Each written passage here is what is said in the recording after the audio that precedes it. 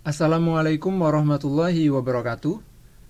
Pada kesempatan kali ini kita akan membahas satu puisi yang menarik sekali karya Gunawan Muhammad yang berjudul Jembatan Karel Praha. Di antara puisi-puisi beliau yang lain, puisi kali ini cukup menarik atau sangat menarik karena puisi ini cukup ringan ya dibanding dengan puisi-puisi yang lain yang lebih cenderung ke arah gelap dalam tanda kutip atau butuh upaya yang lebih bagi para pembacanya untuk bisa mengerti dari puisi-puisi karya Gunawan Muhammad. Satu hal lain yang menarik dari puisi ini adalah puisi ini bisa menjadi referensi, bisa menjadi uh, tolak ukur atau bisa menjadi dasar atau bisa menjadi contoh bagi para penyair muda atau orang-orang yang ingin berpuisi dengan baik untuk bisa melihat bagaimana seorang penyair seperti Gunawan Muhammad kemudian menuangkan atau menggambarkan lokasi atau menggambarkan latar ke dalam satu puisinya dan kemudian memberikan pemaknaan dan kemudian juga menyusun atau merangkai sedemikian rupa kata-katanya supaya menjadi satu puisi yang menarik. Dan langsung saja kita masuk ke pada puisi tersebut.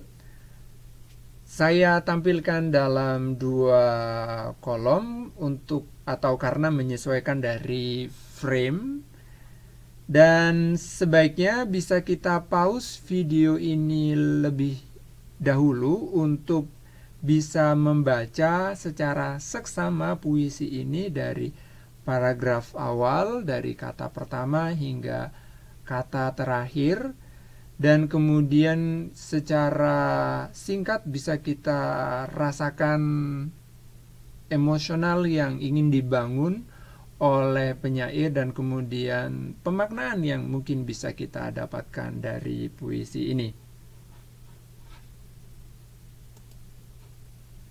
Baik, seperti yang saya sampaikan tadi di pertama-tama akan kita lihat bagaimana tentang penyair untuk menuangkan atau menggambarkan lokasi dalam puisi ini. Misalnya di paragraf pertama akan kita temui kata sungai, dan kemudian ada senja melebar, dan kemudian bulan. Kemudian di paragraf berikutnya ada sisi tua jembatan ini, kemudian ada boneka yang mengikuti gitar, kemudian ada arus dan angsa, ada tepian sungai, kemudian sungai itu beranjak malam karena suasana menjadi gelap, dan kemudian kita melihat ada taman. Kemudian ada seseorang yang datang dengan kembang di tangannya, dan kemudian ada lampu gas, kemudian ada lorong, kemudian ada trotoar, dan kemudian kembali ke sisi tua jembatan ini.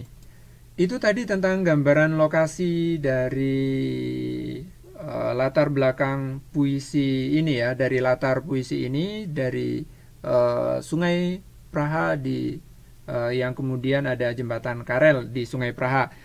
Dan kemudian yang berikutnya, setelah kita lihat kata-kata apa saja yang menggambarkan sungai, yang berikutnya adalah kita melihat kata-kata yang tidak biasa, karena memang puisi itu secara umum cenderung untuk menyampaikan makna dengan tidak lugas.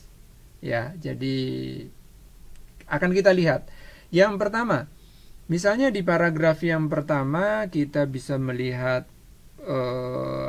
kata hitam di 6 abad. Ini bisa juga mendatangkan pemaknaan yang lain.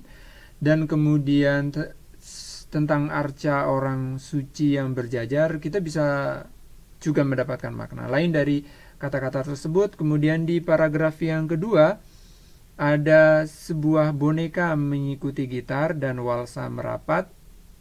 Kemudian di paragraf yang ketiga ada taman menyusun sepi. Ada taman menyusun sepi. Kemudian yang di paragraf keempat, ini yang menarik di paragraf yang keempat, terutama di kalimat atau di baris yang terakhir. Yang tak kembali selalu singgah di lorong ini. Ini semacam paradoks, atau memang ini sebuah paradoks yang bisa kita lihat bahwa sesuatu yang tak kembali di satu sisi ya, sesuatu yang tak kembali, di sisi lain adalah sesuatu yang selalu singgah di lorong ini. Jadi ini seperti timur dan barat, seperti hitam dan putih, ya, seperti positif dan negatif gitu ya. Tapi bila kita kaitkan dengan kata-kata sebelumnya, misalnya paras yang tak kembali, artinya barangkali ada seseorang yang dulunya datang ke sini, dulunya ada di jembatan Karel ini, tetapi kemudian orang tersebut sudah tidak kembali lagi. Yang mungkin dulunya selalu singgah, ya, selalu singgah di jembatan ini.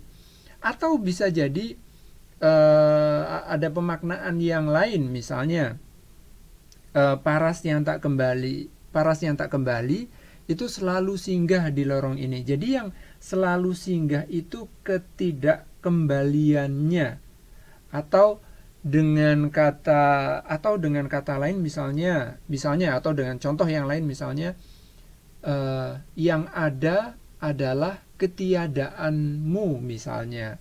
Jadi itu seperti oksimoron dan paradoks kalau ditaruh ke dalam puisi itu menjadi sesuatu yang menarik, ya, sesuatu yang menarik. Karena di titik ini aja, misalnya di baris yang keempat, di paragraf yang keempat ini, kita bisa mengartikan secara lebih dalam dan lebih luas, ya. Kemudian yang di paragraf yang kelima ada tahun menggerakkan tali. Nah, itu tadi adalah kata-kata yang tidak biasa, atau dalam hal ini kata-kata yang cukup berukir dalam puisi, cukup menjadi perhatian yang lebih dari penyair dalam menuangkan ke dalam puisi ini. Nah, yang kemudian yang ketiga yang perlu